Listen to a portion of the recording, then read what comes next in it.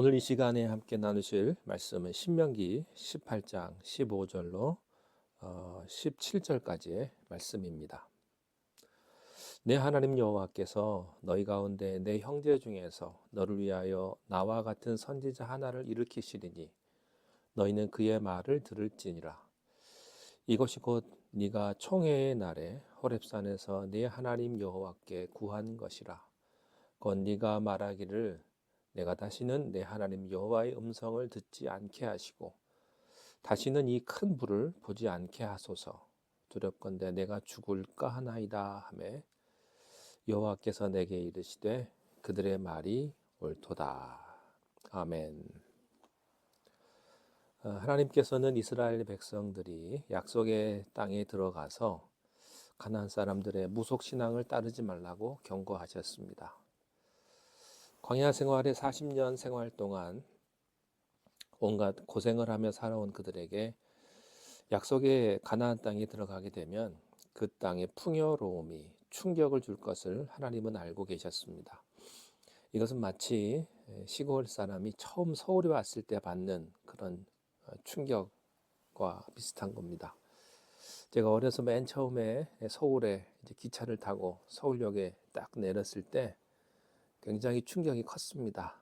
처음 보는 광경, 사람들, 건물들, 빌딩들이 있었기 때문입니다. 아마 이스라엘 백성들도 가나안에 들어가서 비슷한 충격을 받았을 겁니다. 가나안 사람들의 삶은 화려하고 물질적이고 음란하고 그렇지만 아주 보기에 세련된 문화였습니다.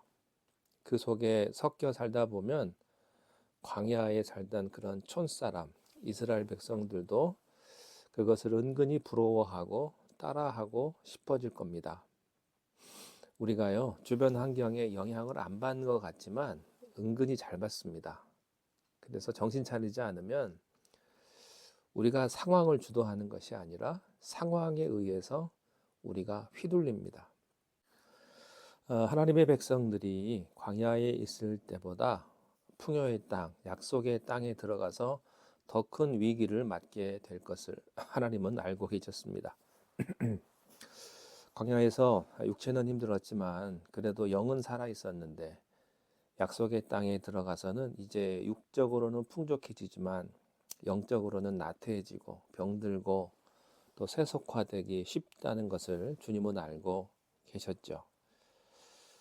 지금 우리가 살고 있는 세상도 그 당시 가나안 땅 이상으로 물질적이고 음란하고 폭력적입니다. 그래서 우리가 날마다 기도하며 영적으로 깨어있지 않으면 굉장히 위험해집니다. 하나님은 우리가 세상에 살아도 세상 속에 빠지지 않기를 명령하고 계십니다. 그래서 때로는요, 외로워질 각오를 해야 합니다. 세상의 가치관에 물들어서 하나님을 세상적인 성공을 위해서 이용하는 그런 무속신앙, 가나안적 신앙을 가지면 안 된다고 말씀을 하세요. 찬송가의 가사처럼 세상 풍조는 나날이 바뀌어도 나는 내 믿음을 지킬 것이다. 이런 결심을 우리가 해야 합니다. 오늘의 말씀은요, 하나님께서 하나님의 백성에게 올바른 신앙을 바로 지킬 수 있게 하기 위해서는 제대로 된 영적 지도자가 반드시 있어야 할 것을 말씀하세요. 그리고 그 지도자는 백성들이 뽑는 것이 아니고 하나님이 세우실 것을 강조하십니다. 15절에 보면 네 하나님 여호와께서 너희 가운데 네 형제 중에서 너를 위하여 나와 같은 선지자 하나를 일으키시리니 너희는 그의 말을 들을지니라. 여기서 중요한 것은 너희 하나님 여호와께서, 그러니까 영적 지도자는 하나님이 예비하시고 준비시키십니다. 그래서 큰 영적 지도자들을 보면요, 어릴 때부터 태어난 환경 하나하나에 하나님이 기가 막히게 섭리하시는 것을 볼 수가 있습니다. 자기가 원한다고 되는 것이 아니고 백성들이 이 사람 되달라고 투표해서 선출하는 것도 아닙니다. 오직 하나님의 절대 주권으로 하나님이 예비하신 종을 그 시대에 보내주는 것입니다. 그래서 영적 지도자를 함부로 대하면 안 됩니다.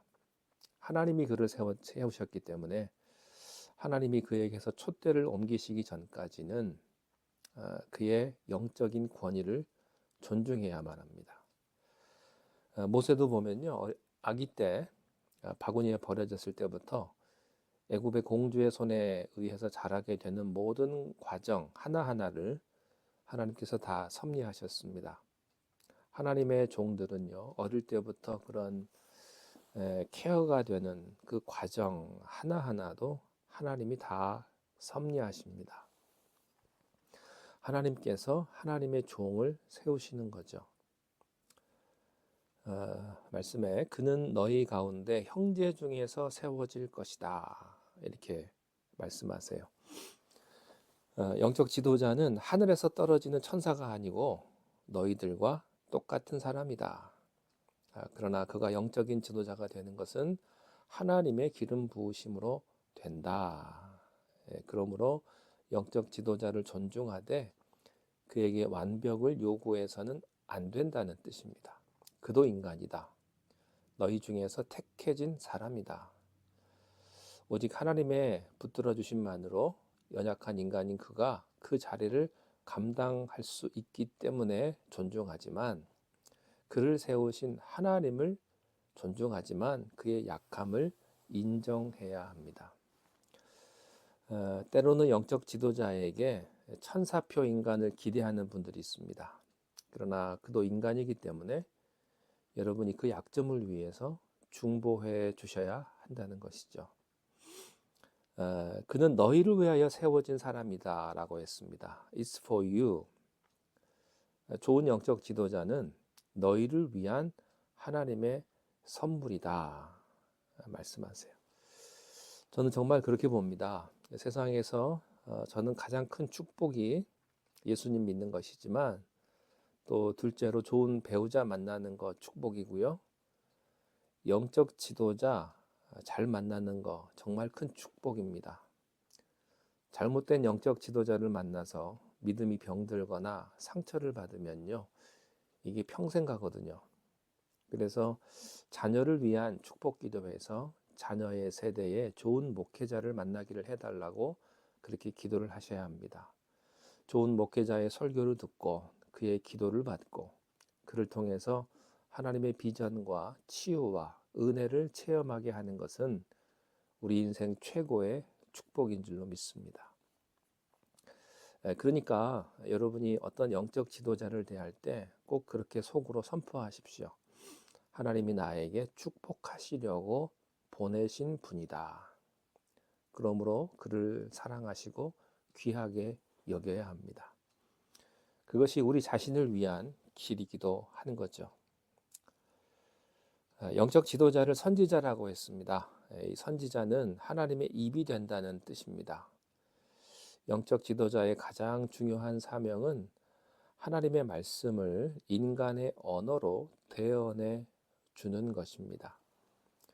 특히 모세는요, 하나님께서 나와 같은 선지자, 그러니까 자기 같은 모세 같은 선지자 하나를 일으키실 것이라고 했습니다.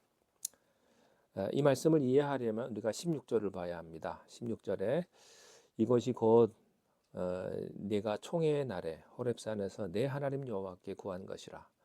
곧 내가 말하기를 내가 다시는 내 하나님 여호와의 음성을 듣지 않게 하시고 다시는 이 큰 불을 보지 않게 하소서. 두렵건대 내가 죽을까 하나이다.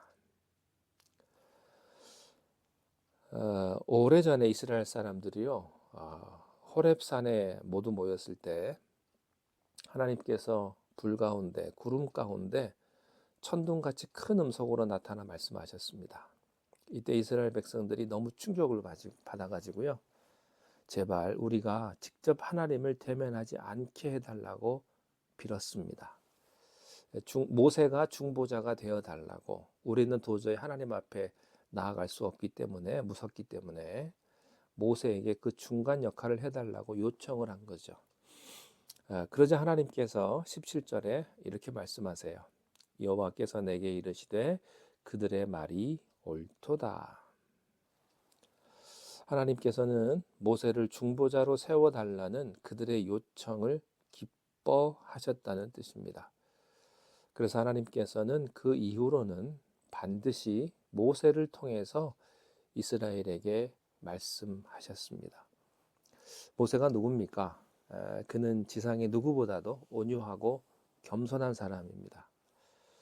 사람들이 그의 권위를 대적해서 공격할 때도요, 모세는 싸우지 않고 오직 하나님께 엎드려 모든 판단을 맡겼습니다. 그래서 하나님께서 모세를 대신해서 싸워주시고 지켜주셨어요. 중보자는요, 자기 의가 살아있으면 안 되고요, 하나님 앞에 겸손해야 됩니다. 그러면 하나님께서 그를 통해서 역사하시는 거죠.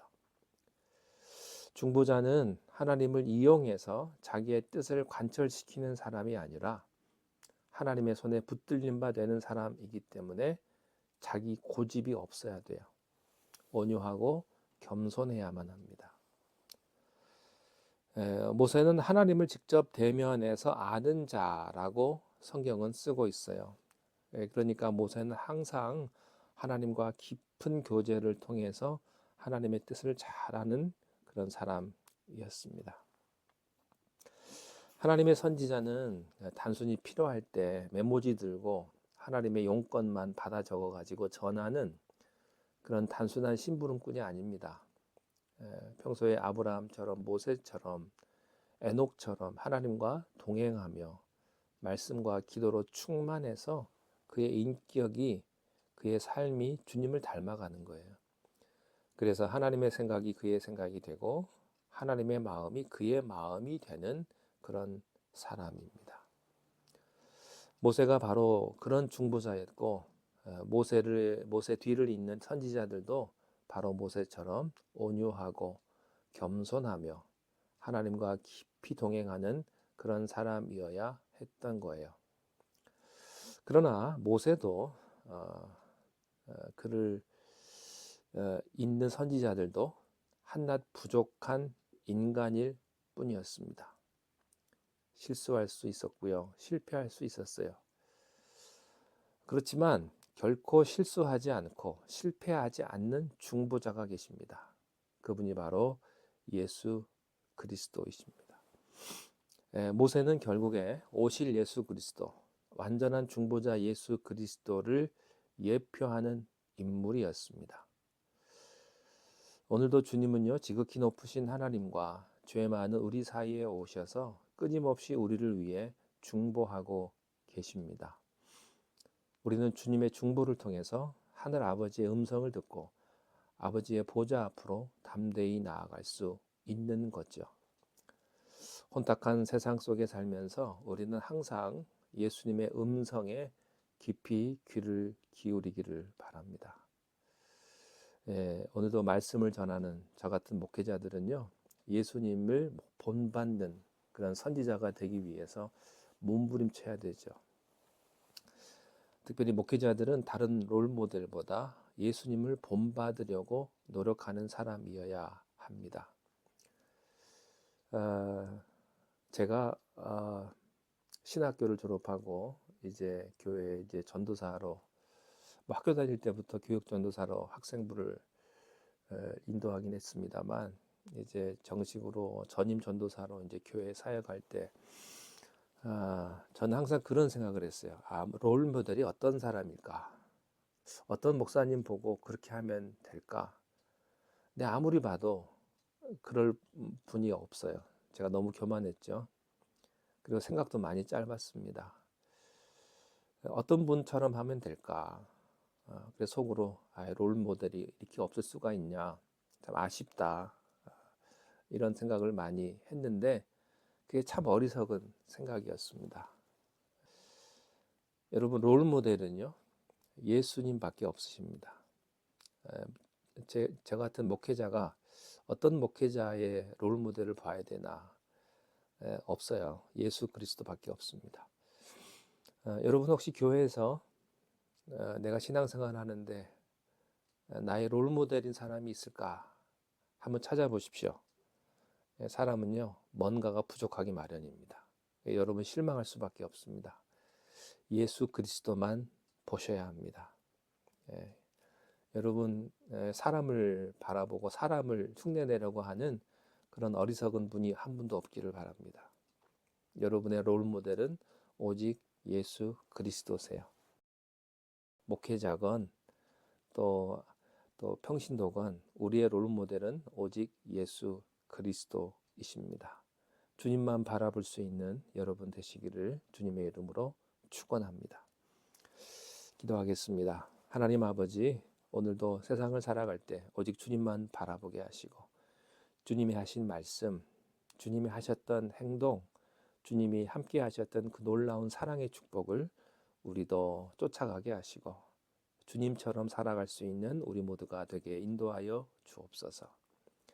예수님의 이름으로 기도하옵나이다. 아멘.